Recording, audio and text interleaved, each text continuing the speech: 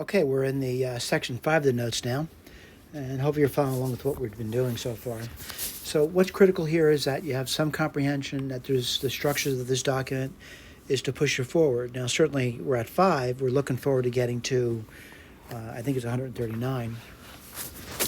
My name is Ron Bannon. That's right up here. All right. If you need to reach out to me, my email is Bannon, that's B as in boy, the @ symbol, NNON.US. Okay?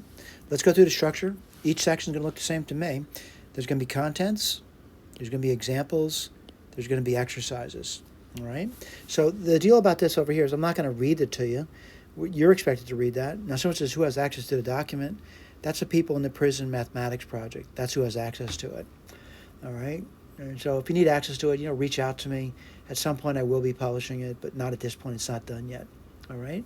So I'm going to just, calmly scroll through this. And it says over here, problems involving, integral linear equations with one unknown in it.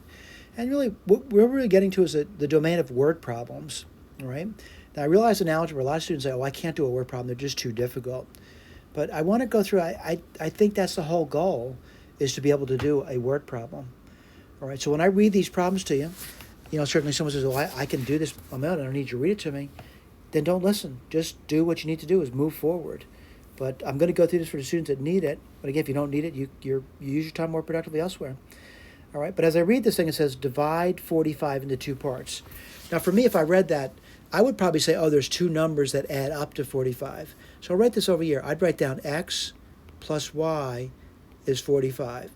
Now, divide does not mean equal parts. It just means divided into parts. So I'm not saying they're equal parts. They could be. I'm saying they didn't say they're equal parts. Then it says that, such that the less part, well, if it's a less part, I'm going to say that x is less than y. What am I saying? It's got to be smaller than y, because they're using the word less part. So x would be less than y. What does that mean? X is a smaller part. Now, what did they say? Be real careful, right? They said the less part shall be 1/4 the greater. This is where you'd write this down. The less part, that's x, is 1/4 the greater.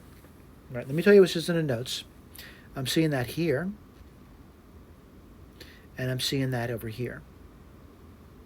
Now, I realize some people look at my work and say, well, one day you do it this way, another do it that way. One day you said y was the lesser part, now you're saying x lesser part. You decide how you're going to call these things. And you don't have to use the x and y. You can use a and b if you like. All right. So what I'm going to do a little bit differently than it's written in the notes, by the way. But there's nothing wrong with this. We'll get the same answer. What I'm going to do here is I'm going to take this, which is x, which is also 1/4 y, and I'm going to plug it in up here. And what would I get? Well, according to what they're saying x is really just 1/4 y. Plus y is 45. Right? So what I'm going to do now is I'm going to multiply both sides by 4. Well, 4 times 1/4 is 1, so you get y plus 4y. I'm distributing the 4 across those 2 terms. And 4 times 45 is 180. Y plus 4y is 5y equals 180. Divide both sides by 5, and you get y equals 36. All right? So if y is 36, x would be 1/4 of 36. Well, what's 1/4 of 36? 9. So, what are the 2 parts? The 2 parts are 9, and the other part is 36. Okay, that's done. Let's go to the next one. A is somebody, is 3 times as old as B. So what I want to do is I want to tell you that I'm going to write down an abstraction now. I'm going to say A is equal to A's age in years. Most people talk about their age as being years, like 10 years old, 11 years old, so forth and so on. Right? We're just talking whole numbers. And I'm going to say B, so I'm using lowercase b, is B's age in years. I'm going to further clarify, saying this is the present age. That's how old they are right now. Okay, so what did they say? A is 3 times as old as B. Okay? They say 8 years ago. Well, how old was A 8 years ago? He was A minus 8. That's 8 years ago from his present age. And now B would be B minus 8. Now, certainly there's a condition here. The condition is A has to be at least, 8 years old. Right? Let's keep going. It goes on to say 8 years ago, he was 7 times as old. I'll write this down.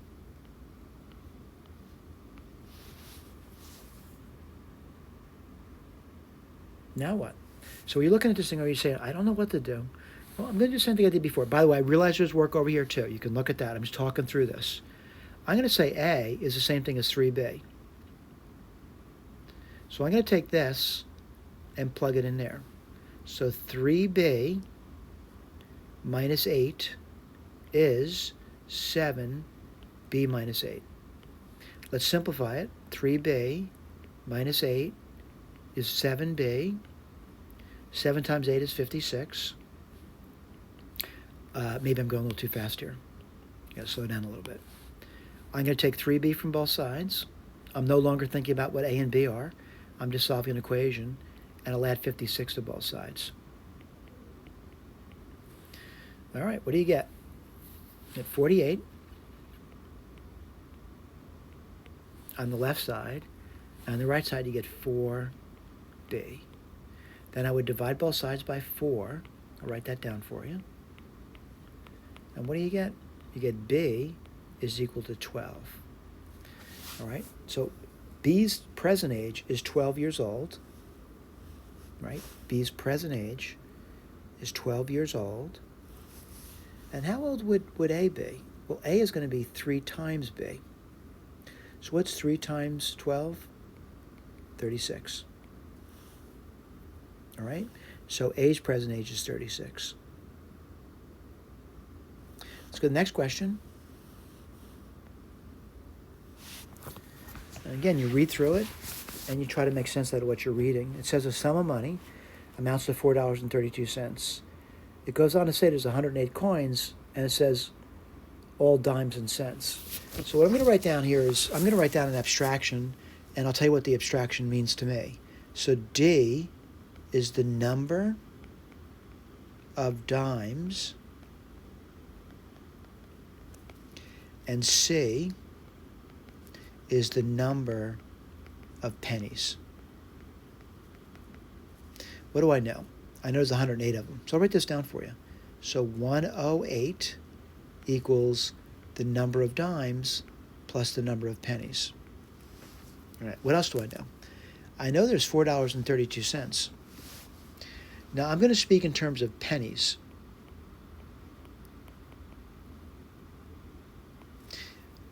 This over here is speaking in terms of dollars. I want to speak in terms of pennies. So what's a dime worth? A dime is worth 10 cents. So each dime is going to be multiplied by 10. If I have 1 dime, it would be 10 cents. 2 dimes, 20 cents.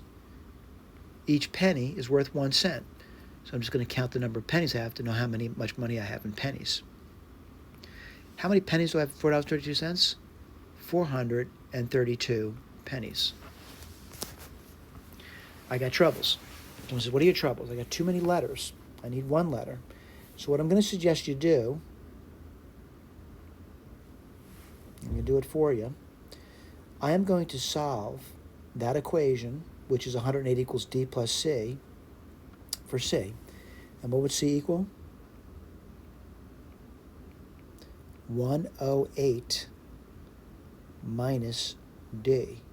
So I'm going to say C is the same thing as this over here. I'm going to take this and plug it in there. I'll write that down for you. 10D plus 108 minus D, that's the number of cents, equals 432. This is 9D plus 108 equals 432. I would subtract 108 from both sides. All right, again, I know this difficult for a lot of students with the arithmetic. And if you have to use a calculator, if you have to. I hope you don't, though. And what do you get over here? 9D equals, let's see what you get there. 108. Let me think about that. Did I do that right? Yeah, I think I did okay. So 432 minus 108, 3. And 32 take away 8 would be 24. All right, let's do the division now. I'm going to divide both sides by 9. You notice I'm no longer thinking about what D is anymore. Let me write this on the side. 9 into 324. Let's see. I'm going to say, 3, right? That would give you 27, 54, and 6. So the number of dimes, there's 36 dimes. Again, the reason I know that, I just did that. And what's the number of pennies? Well, the number of pennies right over here, it would be 108 minus 36. Let's see, 64 and 8, 72. Okay, let's go to the next one. Now, again, I'm not saying that any one work is better than another. I found what Wells was doing, though, was probably too tough to follow for most people. However, it is understandable, and I would recommend that you read over the way Wells does the work. All right? I'd recommend that. I haven't read the problem to you yet, though. But he speaks in words that may not be well understood at this point. All right? So what I want to claim over here is I just want to read it to you. And before getting to an answer, my goal is to try to understand what they're asking me. So they say, at what time between 3 and 4 o'clock? Well, I hope you realize that they're talking about a clock now. So 3 o'clock, the big hand's here, and the little hand's there. And then 4 o'clock, I'll put that down for you. The big hand's here, and the little hand, let me do that a little better, over here somewhere. All right? So I hope you realize, just by doing that, I'm going to talk about, that the hand moves. And it'll be over here somewhere for that to occur. So I'm going to say that, the hour hand would look sort of like this. And, I'm sorry, that's the minute hand, I'm sorry. And the hour hand would be getting closer and closer to 4. It looks something like that over there. Now, my gut feeling about this one over here is, at least I hope you know that the minute hand has a certain rate of movement. And I'm going to write that down for you. So I want to talk about the minute hand.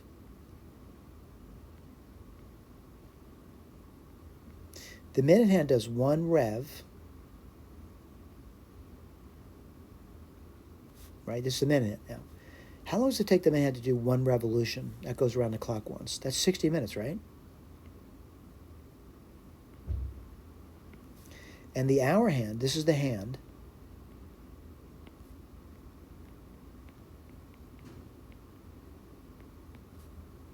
does 1 revolution. Wow, that's really slow, isn't it? How slow is it? 12 hours. There's a problem now, and I'll tell you what the problem is. I got, minutes and hours. I can't have both of those units. I'll just convert one to the other. So this is going to be 1 revolution. And every hour has 60 minutes, so it's going to be 720, right over here. All right? Now, someone's going to say, what are you trying to accomplish? And I'll go through this again with you. I'm trying to accomplish when these hands over here are 180 degrees apart. That's when they're going to be opposed to each other. What's 180 degrees? It's the same thing as a half revolution. So what I want to do is I want the difference between those two hands to be a half of a revolution. And I'm going to say there's something to do with a uniform motion problem. This is how fast these things are moving, but they'll be apart at some point. Now, the hour hand has a head start. I hope you realize that. Right, so the question is, what's its head start? Its head start initially, the hour hand, is 1/4 of a revolution in front of the minute hand. So the minute hand has to travel past it, got to catch up to it, right? Then travel past it, and then be half a revolution ahead. So I'll write that down for you.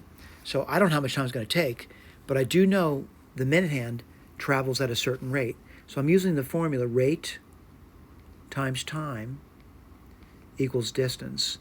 The distance is going to be in revolutions. The time is going to be in minutes. And the rate's going to be revolutions per minute. Let's put the minute hand down. You're going to get 1 over 60 times t. So t is the number of minutes past 3 p.m. All right? Now, minus the distance the hour hand travels in that time, and I want their difference to be 1/2 of a revolution. Right? That's right up here. Now, the minute has a quarter advantage, right? So I have to add a quarter onto something. And what's its rate? It's 1 over 720 t. I know this is tough, by the way. A lot of students struggle with this. So what I'm going to do over here is, kind of look at it, and I guess I got to do some arithmetic, right? So I'll write this, and I know I'm squeezing it in, and I got a common denominator. I'm going to say 720. What times 60 would be 720? 12. So it's going to be 12 over 720 t minus 1 over 720 t minus 1/4 equals 1/2. I'm going to add things together. 12 over 720 minus 1 over 720 is 11 over 720 t. I'm going to add a quarter to both sides, and a quarter plus a half is 3/4.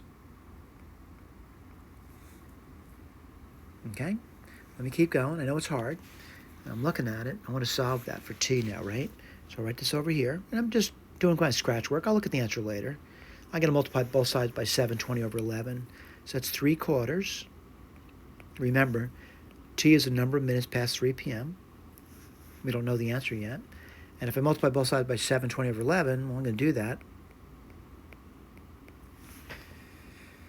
Okay, let's do it. Let's see what we end up with. All right?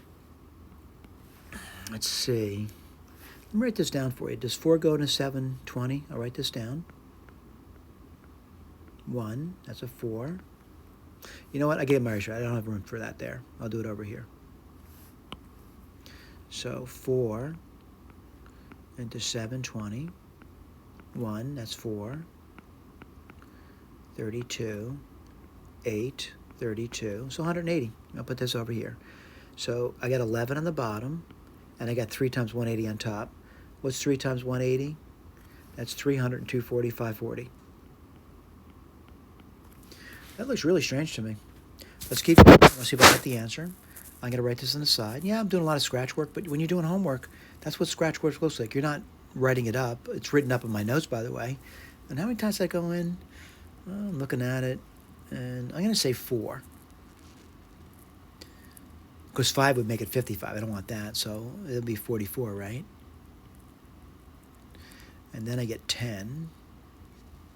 That's not so bad. That's 100. I'm going to say 9. That would give you 99, right? And 1. So I'll write this down now. I got it goes in 49 times. And the remainder is 1. 11th. What is this? Minutes. That's past the hour of 3, by the way. Are we getting the correct answer? Yeah, we're getting it. Again, I'm not saying that's working for you. You can also look at what Wells does. He explains it in the text. I also redo the problem for you here, and I explain it in the text as well. Certainly a little bit different than him, but I explain it in the text. All right. No matter what you do, though, it's going to be 49 and 1/11 minutes after 3 o'clock for that to occur. All right. Let's go to the next question. And again, reading it, it says two persons, A and B. Well, I'm going to draw a picture. This is A, and this is B, and they claim they're 63 miles apart. Okay? They say at the same time, right? They start at the same time and travel towards each other. A travels at a rate of 4 miles per hour. I'll write this down for you. So I think this is a distance, rate, time problem. And you know what? I got it. Since there's two people here, I got to subscript these variables. I'll do that for you. Put this over here. D sub A, that's the distance A travels. R sub A, that's the rate at which A travels. And T sub A, which is the time in hours that A travels. And I put B down. Again, I'm trying to understand the story. He does a distance. This is B. They're traveling towards each other, by the way. Rate at which B is moving, and the time at which he's allowed to move. So let's read it. And it says they travel towards each other. A travels at a rate of 4 miles per hour. I clearly see that. B travels at a rate of 3 miles per hour. Right? How far will each have traveled when they meet? Well, I hope you realize if they do meet, which they said they did, it would be closer to B than to A. That's where they meet. All right, let's write this down. So what's our question? How far? I don't know the answer. I don't know how far, but I know it is something. It's a number between, certainly I got the 63 miles. I know it's somewhere between, 0 and 63, right? So what I'm going to claim over here is, I'm going to use an abstraction saying I don't know how much time it took. But now let me write down the distance now. What's the distance going to be? I'll write this on the side for you. Distance is rate times time. So this would be 4x, and this would be 3x. All right? So, someone says, I don't even know what to do with this, and someone says, I didn't even answer their question. I'm not even at that stage yet. I'm trying to understand. So the first thing I want to get across to you is that if I thought about it, and what I mean by that is the distance A travels is this. Okay? And the distance B travels is this. The only thing I know is they meet. So let me write this down. So the distance A travels is 4x. And the distance that B travels is 3x. The only thing I know, if I added 4x at this point in time to 3x, when I say point in time when they meet, it would be exactly 63 miles. They have to cover the entire distance right there when they meet. So what do you get over there? 7x equals 63. What's x equal? We'll divide both sides 7, you get 9. So someone says, I have no idea what that means. Well, think about it. It means 9 hours.